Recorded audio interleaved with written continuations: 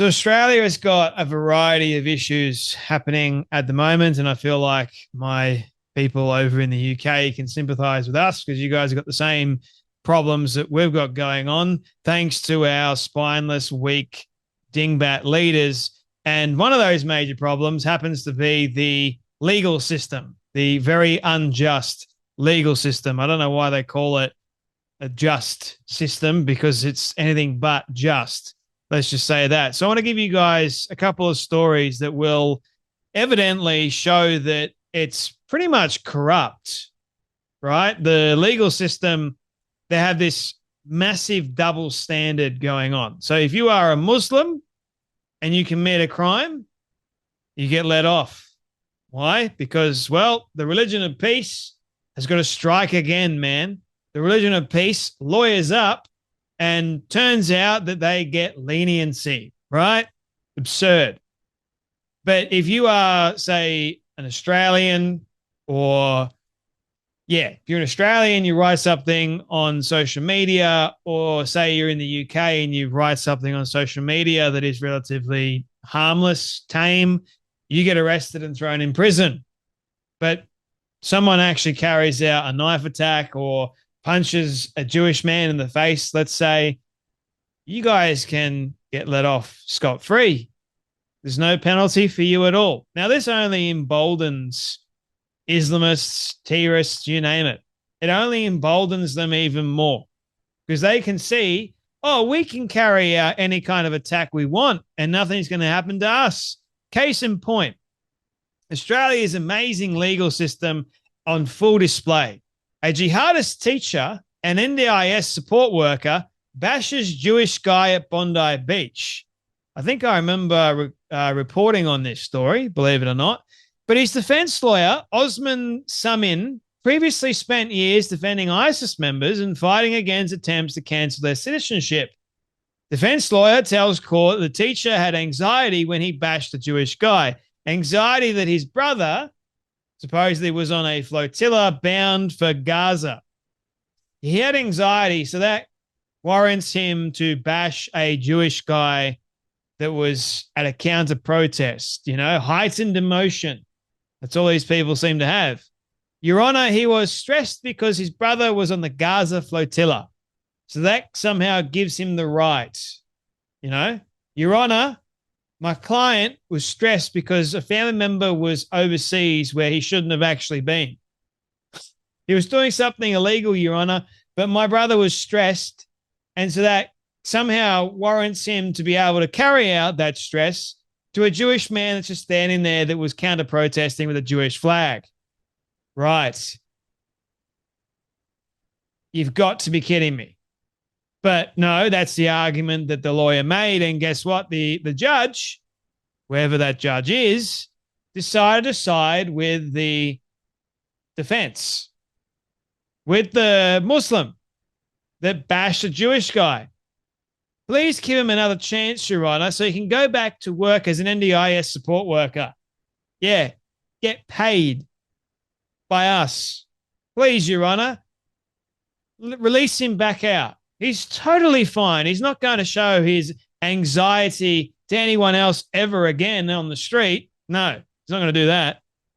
Give him another chance. He's just going to go back and do the support worker role, and he's going to be a mentor to young kids. Sure. Islamic school gives him a glowing character reference. Court actually buys it. Zero conviction. Walks off smirking. Here is the video if you don't believe me. 30-year-old was filmed punching a Jewish counter-protester at an anti-Israel demonstration in Bondi Beach last September. Mr. Rafiq's teaching accreditation was suspended after his guilty plea last month. Magistrate Hugh Donnelly accepted Mr. Rafiq was feeling anxious about the welfare of his brother Abu Bakr Rafiq, who was on a flotilla heading for Gaza at the time. He had a family member who was on this voyage, and that was causing a considerable amount of stress for himself. He argued his client wanted to return to teaching and mentoring and being an NDIS support worker, submitting a reference from his employer. Talk about an unjust legal system, right? The guy literally gets away with assaulting an innocent person. Now, what kind of message is that sending to other people when they hear this story? Oh, all I've got to do is say that I had anxiety for a family member that is somewhere where they shouldn't have been. There was also doing something illegal, but I just had anxiety. So that gives me the right to go out of my way to assault someone that I can't stand. That's exactly what this guy did. Oh, I claimed anxiety, man. So does that mean that every single other person that commits a crime and assaults an innocent bystander individual, or better yet, how about the Bondi terrorists? Guys, I just killed 15 innocent people with guns because I had anxiety of what's going on in Gaza. Imagine that's the defense. I have family in Gaza that were under a great deal of oppression from the Jewish people. So I decided to bear arms, go out of my way and use my anxiety, right, to attack the Jewish people and kill 15 of them, or 15 people in total, most of them Jewish. That's the defense that Usman, whatever the hell his name is, decided to give anxiety. And you know what? It worked, because this is what happens when you have weak judges, liberal judges. They have empathy. See, the problem with empathy, Gad Saad, great Gad Saad, speaks about empathy that destroys, suicidal empathy, right? People on the left are great at this. They have way too much empathy. And if someone claims to be the victim, like this Muslim man did, for committing an actual crime, the judge, the liberal judge, will feel bad. Oh, you had anxiety, you poor thing, you poor darling. You know, just go back to teaching kids, go back to being a mentor. Bull, right?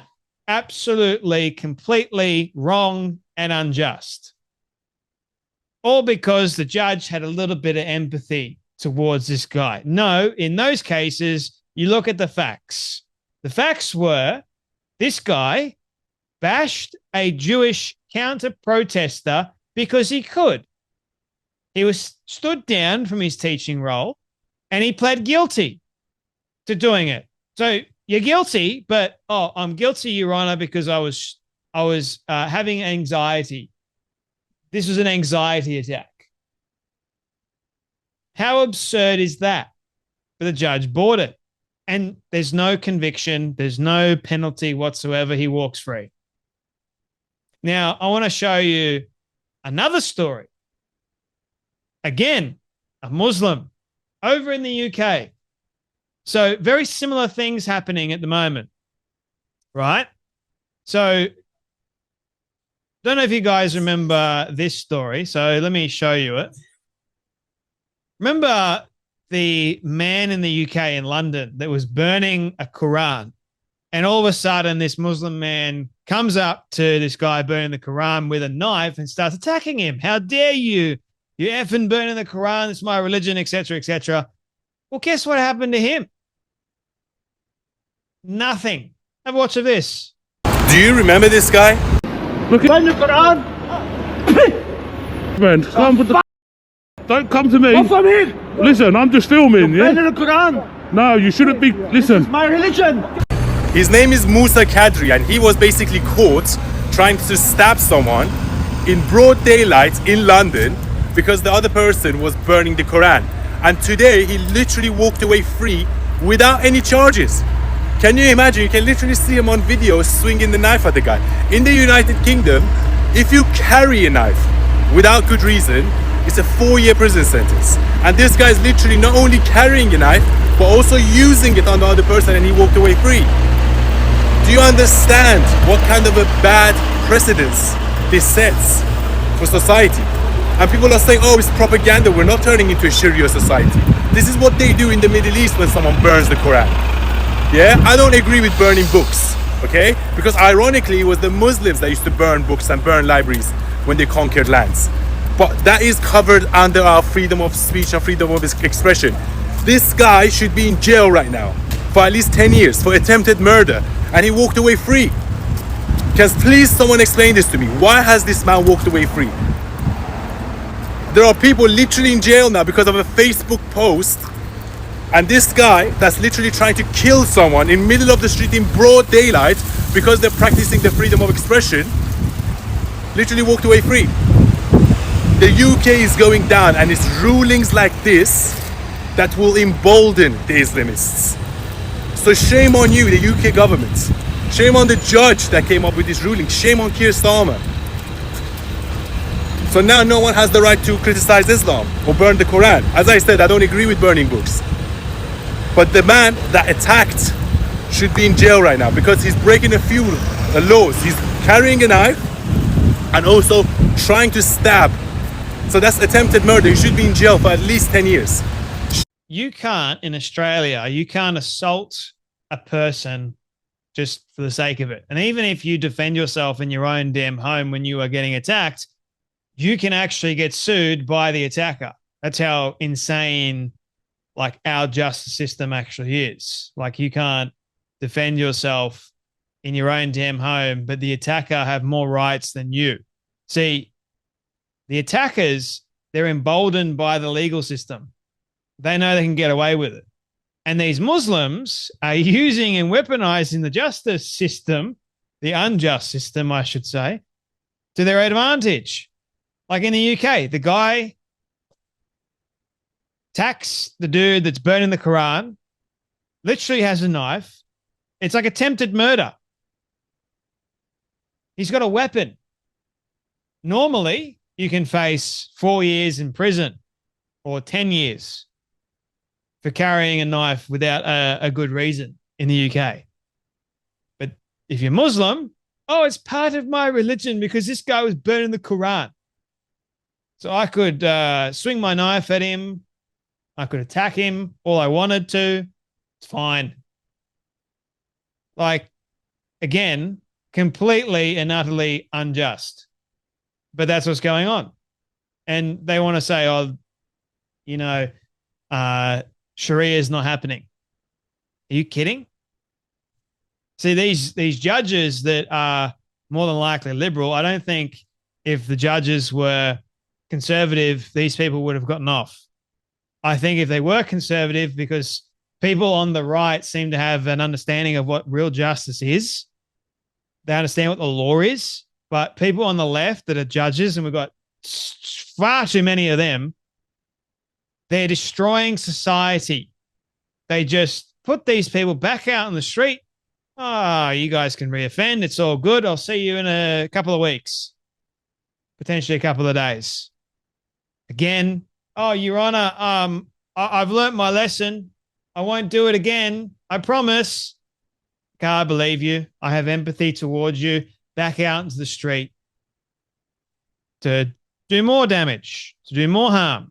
And then more criminals get emboldened by seeing stories like this, and Bob's your uncle. We end up in a world of hurt. We end up in like a third world society. And these judges are paid a hell of a lot of money to destroy society. So everyone blames the police. It's not really the police's fault. So it goes down. You have the lawmakers, the idiot people at the top that are paid way too much money to create these idiot laws. Then you have the judges that are meant to enforce those idiot laws, that they too are actually idiots as well. And then you have the police that are supposed to do something about criminals. They relatively know that, you know, it's wrong. You should arrest these people. So I don't all the time blame the police, although I do know that there are bad policemen out there, corrupt police. There's corruption everywhere, guys. There's injustice or unjust things everywhere. And turns out the Muslims get away with blue murder or attempted murder at that. Now, I know it's not every story, but seems like it's becoming more and more common nowadays. Oh, and by the way, in case you weren't wondering, this week has been a very bad week for Albo. But guess what? The gay bashing scandal, the Muslim boys, the Muslim teenagers bashing gay teens, that massive scandal, saved Labor from the ISIS bride scandal. People have probably forgotten about that, which saved them from the CFMEU drugs and strippers scandal, which saved them from the Bondi massacre scandal. Save them from the withholding evidence in Lydia Reynolds' court case scandal. And that's just how this has played out in the last 3 months. December 2025 to now. See, Labor is in a hell of a lot of trouble. But it's like one story after the next to distract people. But it just keeps on getting worse and worse, doesn't it? It's not getting better for Labor.